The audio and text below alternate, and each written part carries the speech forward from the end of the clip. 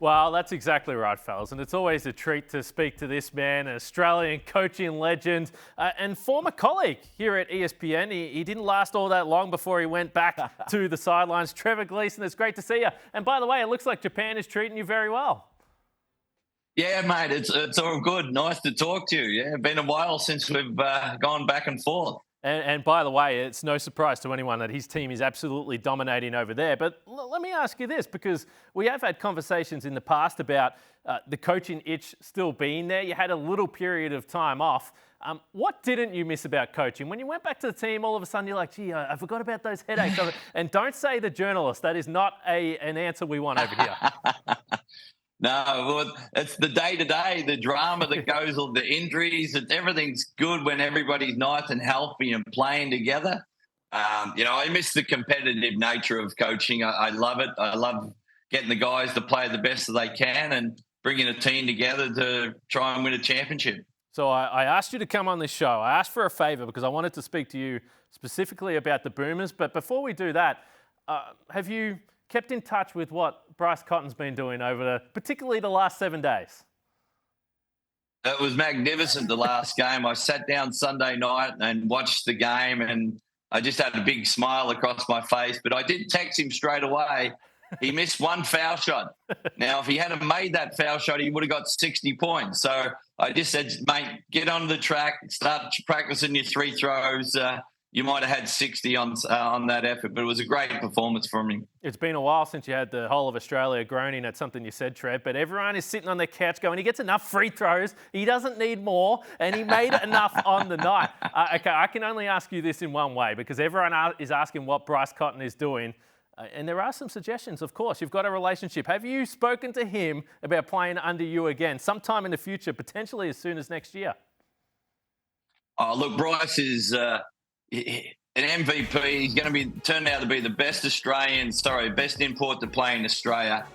And listen, if he comes available, there's going to be teams all over Europe, from Spain to Turkey to Russia, and in Asia, looking for him, as well as all the NBL teams. So just depends where he's at in his career. I know Perth is going to be home. He's got a beautiful wife there, a little child, and home. He built a home there. So he loves Perth, but just to see what he wants to do towards the end of his career.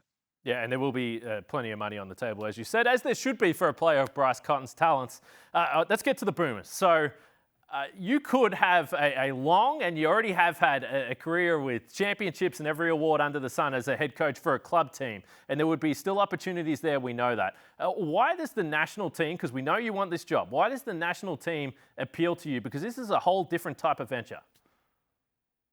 Yeah, look, it's always been a burning desire since I was a young kid to be involved. Lindsay Gaze brought the Boomers down to a Warrnambool tournament where I grew up, when I was 10 years old. And, that's going back in the 80s. It might be showing my age. But basketball in Australia is getting that revamped. We've got about 12, 13 guys in the NBA at the moment. We've got a good group coming through. This is a really exciting period for Australian basketball, and I think I can help. I've got that experience of building programs and being in the NBA, and I know the demands and pressures for the NBA guys to play. So I think I tick a few boxes along that path, and so I put my hat in the ring and see what happens out of that. Yeah, it's been interesting, listening to Gorge over the last few years as well, and he discussed the idea that in the year in the lead up to the Olympics, he had a chance to not coach at a club level and be around the guys and get to the US. You've seen guys try different ways, and it's worked differently for different people. Do you think that whoever the next head coach is has to be strictly the national team coach and not a club team coach? I think you can combine the two just because there's so big of a gaps. Obviously, the World Championship and the Olympics happen, within 18 months of each other. That's a big frame. But I like to come in there and build a program, not just for World Championships or Olympics, but for 4 to 8 years and building that next generation. And depends what Basketball Australia wants. Do they want a hired gun just coming in for that period of time, or do they want someone to build a program? And I was involved with that for 4 years with Andre Lamars. I thought he did a magnificent job coaching. Then Brian took over there to get the first medal. And now we need someone to take it another step forward. So hopefully I get that opportunity. So it was about a month ago we were chatting, and you asked for my Boomers squad, and I pushed back and I said, Trev, just settle down, mate. The LA Olympics are years away. So the question I've got for you, if you get through, because I think you like the squad that I put forward, is there any room on this staff? Is there any room? I'll hand the players water. What do you need? Well, I learned a long time ago, if you want to be a good coach, get good players. If you want to be a great coach, get great players. So the recruiting process would be on. And I'd like to stay there a long time, and having you on the staff probably would shortchange that, and I'd finish early. But, it's an exciting period, with Josh Giddey and Dyson Daniels, what he's doing, and Duop there, knocking down the three, really stretching. And there's Jack, he's starting up first year in the NBA. It's just an exciting period of basketball in Australia and the growth of the NBA and growth of the NBL. And then straight away, that step for the next star straight into the NBA. So it's a good time to be involved, I think. I said I missed you, Trev, and I take it back immediately. It took about 3.5 minutes. Hey, before I let you go, you spoke about superstars, and particularly NBA superstars. You were around the Bucks. You were on the Bucks coaching staff last year. Are you surprised that in year two, Doc and Giannis and Dame now here over the last month have really been starting to figure it out? Yeah, I think they just had to be healthy, and Chris gets back soon, hopefully maybe next game.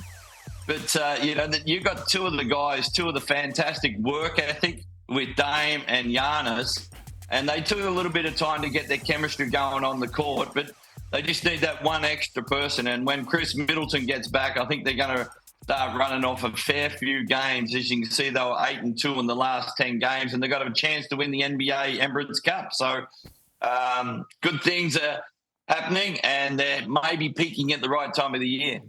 Never forgets the sponsors as well. You are a very smart man. Trev, hey, it's great to see you. Great to catch up. Good luck putting your name forward. I know we'll chat before then. And don't forget some of those wild card names I had in the Boomers squad, okay? Yeah, I think I might have to use some plays up there. If I put it the wrong way, you can see my plays up there, so I might have to change the names of them. Yep, you're lucky this wasn't on Japanese TV. Thank you very much, Trev. Good to see you. Cheers. Thanks.